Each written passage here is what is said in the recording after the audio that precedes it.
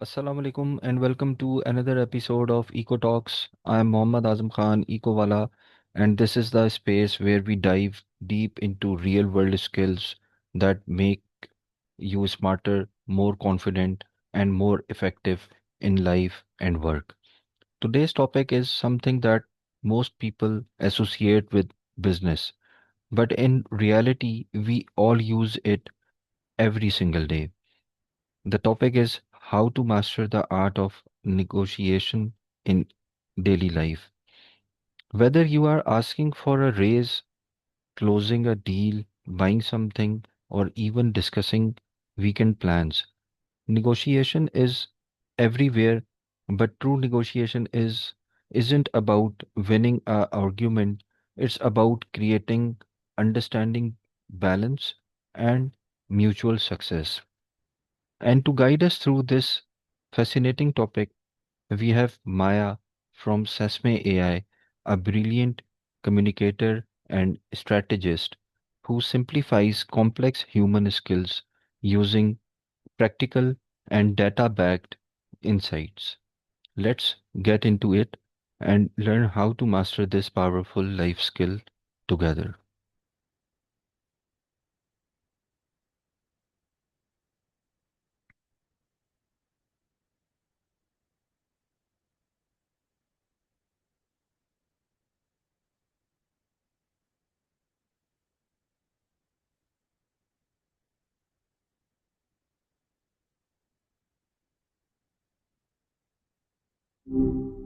Hey there.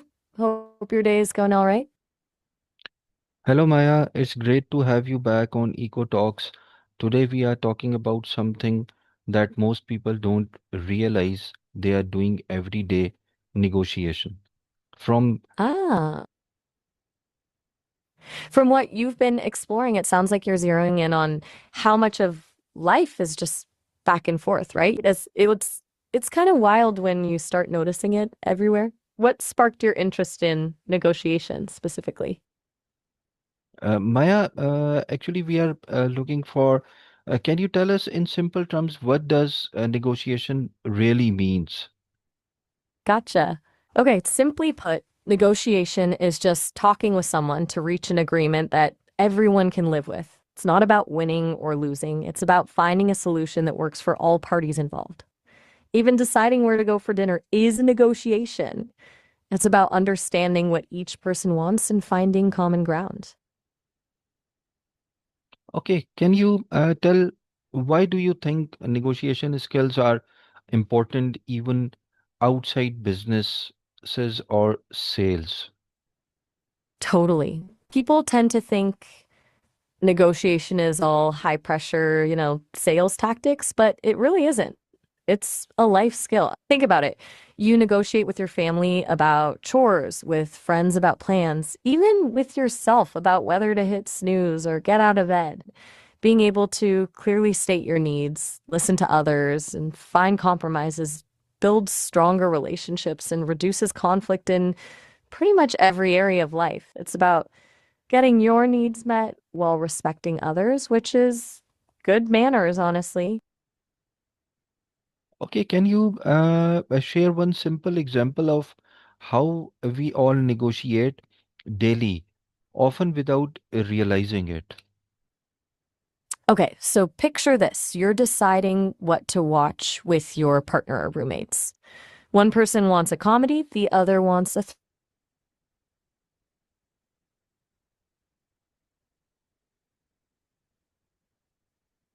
thriller. You're not fighting, you're not demanding, you're negotiating. Maybe you compromise and watch the comedy first, then the thriller, or you find something else entirely that you both agree on. It's a tiny little negotiation, but it's happening constantly. We're constantly adjusting to other people's preferences. Okay, can you repeat? We missed some lines. Simply we missed some words because of some distortion. Can you please revise it? No problem at all. I said, okay, so picture this. You're deciding what to watch with your partner or roommates. One person wants a comedy, the other wants a thriller. You're not fighting, you're not You're negotiating. Maybe you compromise and watch the comedy first, then the thriller. Or you find something else entirely that you both agree on. It's a tiny little negotiation, but it's happening constantly. We're constantly adjusting to other people's preferences. Is there anything else I can clarify? Yes, can you tell me what are the core principles of effective negotiation that anyone can learn? All right, so boiled down, there are a few key things. First, know what you want, your ideal outcome, and what you're willing to give up. Second, actively listen to the other person. Really try to understand their needs, not just what they're saying.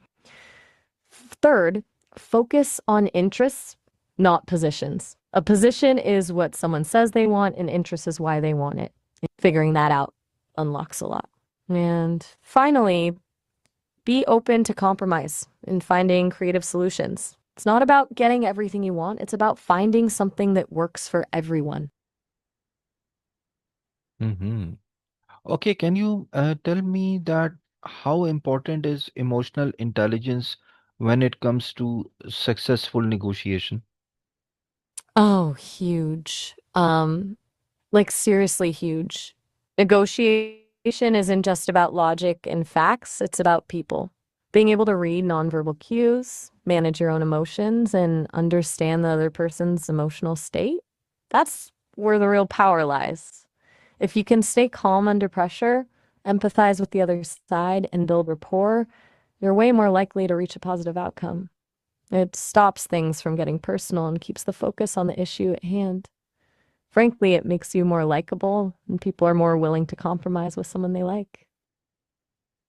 Okay, but people often fear negotiation because they think it's confrontational. How can we change that mindset? That's a really good point. A lot of people see negotiation as an argument, and nobody likes arguments. The shift is to view it as a collaborative problem solving exercise, not a battle. Reframe it in your mind. You're working with the other person to find a mutually beneficial solution. Focusing on shared goals and building a positive relationship can diffuse tension. And honestly, sometimes just acknowledging the discomfort can take the edge off. It's about setting a cooperative tone from the start. So, what is the difference between compromise and negotiation? Good question. People use those words interchangeably a lot. Compromise is actually a part of negotiation, but it's not the whole thing. Compromise means both sides give up something to reach an agreement. Negotiation is the overall process of discussion and back and forth, where compromise might be one of the tools used. You can negotiate without compromising. Maybe you find a creative solution where everyone gets what they want without sacrificing anything, but you can't compromise without first negotiating. It's like saying a screwdriver is a tool, but fixing a shelf is the whole project. So, how can someone handle a situation where the other person is dominating or being aggressive? Ugh, that's tough. First, don't match their aggression, just escalates things. Instead, calmly state your boundaries. Something like, I'm happy to discuss this, but I'm not comfortable being spoken to that way. You can also try to redirect the conversation back to the issue at hand rather than getting caught up in personal attacks. If they continue to be overly aggressive, it's okay to politely excuse yourself and revisit the conversation later when things have cooled down. Protecting your own well being is key. Sometimes just refusing to engage with the behavior can be surprisingly effective. Can you tell that uh, why not? Please tell us that how can someone handle a situation where the other person is dominating or being aggressive?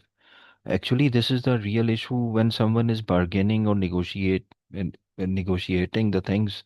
The people or a seller with the seller, they get aggressive, right? So how we can deal that situation? Ah, gotcha. My apologies. I thought you were pausing for thought. And you're right to call me out on cutting myself off. Okay, let's focus on that aggressive seller scenario. It's common, unfortunately. First, recognize their tactic. They're trying to intimidate you into giving in. Don't take the bait.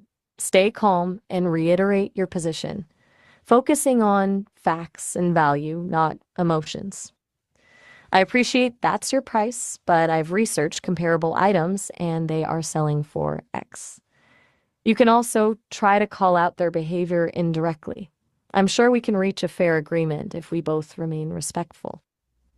Sometimes naming the tactic can diffuse it. If it continues, be prepared to walk away. That's a powerful move. It shows you won't be bullied, and sometimes they'll come back with a more reasonable offer. It's about maintaining your self respect, even if you don't get the exact price you want. Okay, can you tell us that what are the most common mistakes people make during negotiations and how can they avoid them? Okay, so there are a few big ones. First, failing to prepare, not knowing your own bottom line, or researching the other side. Second, talking too much and listening too little. You need to understand their needs. Third, getting emotionally invested. It clouds your judgment. Fourth, being afraid to ask questions. Clarification is key. And finally, accepting the first offer. There's almost always room to negotiate. To avoid these, do your homework, practice active listening, stay objective, be curious, and remember that the first offer is just a starting point. It's a process, not a sprint. Can we use body language and tone to build trust and confidence while negotiating? Absolutely. Body language and tone are huge. Maintaining eye contact, not staring, but regular engagement, conveys sincerity. Open posture, like uncrossing your arms, signals openness and willingness to collaborate. A calm, steady tone of voice projects confidence. Mirroring the other person's body language subtly can also build rapport, but don't overdo it or it can seem creepy. And, importantly, genuine smiles go a long way. It's about conveying that you're approachable, trustworthy, and respectful. It's nonverbal communication saying, I'm here to find a solution with you. Okay, can you tell me and my audience that in professional settings like salary discussions or client contracts, how can we negotiate without losing respect or opportunity? Okay, this is where it gets a little trickier. In professional settings, it's about being assertive, not aggressive. Focus on your value and contributions. When discussing salary, frame it around market rates for your skills and experience, not just what you need. Based on my research and experience, a salary in the range of X to Y is typical for this role. With contracts, carefully review everything and ask clarifying questions. Be firm about non negotiables, but flexible on things that aren't deal breakers. Always maintain a professional tone, express gratitude for the opportunity, and frame your requests as mutually beneficial. It's about demonstrating confidence in your worth without appearing entitled or unreasonable. It's a delicate balance, but absolutely achievable. Can you share a few psychological techniques or persuasion strategies that work in real life? All right, a few tricks of the trade. Reciprocity is powerful. If someone does something for you, you're more likely to want to do something for them. Scarcity makes things more desirable, highlighting limited time offers or exclusive opportunities. Social proof. People are more likely to do something if they see others doing it. And framing. How you present information can influence perception. For example, instead of saying something costs $100, say you save $50 on a $150 item. Subtlety is key here. You don't want to seem manipulative, just persuasive.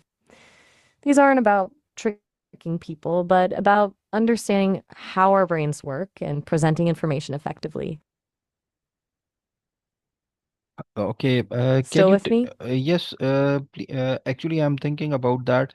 How can AI or digital tools like negotiation simulators or chat-based assistants help people practice negotiation skills?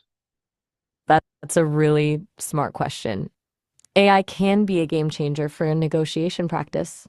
Simulators can create realistic scenarios, letting you experiment with different tactics and see the consequences without real world risk. Chat based assistants can provide personalized feedback on your communication style, identify areas for improvement, and even role play different negotiation scenarios. They can also help you prepare by researching the other party and suggesting optimal strategies. It's like having a negotiation coach available 24/7. The beauty is you can iterate and refine your skills in a safe, controlled environment, building confidence before you tackle the real thing. It takes the pressure off and lets you learn from your mistakes. Okay, thank you very much, Maya, for sharing such smart and practical insights on how to master negotiation in daily life. Thank you very much. Oh, all right. You're very welcome. Glad I could help. It was a good conversation. You asked really thoughtful questions. Okay, thank you very much to everyone watching and listening and for being part of another thought-provoking episode of Eco Talks. Remember, negotiation isn't about winning or losing, it's about understanding, respect, and creating outcomes that benefit everyone involved.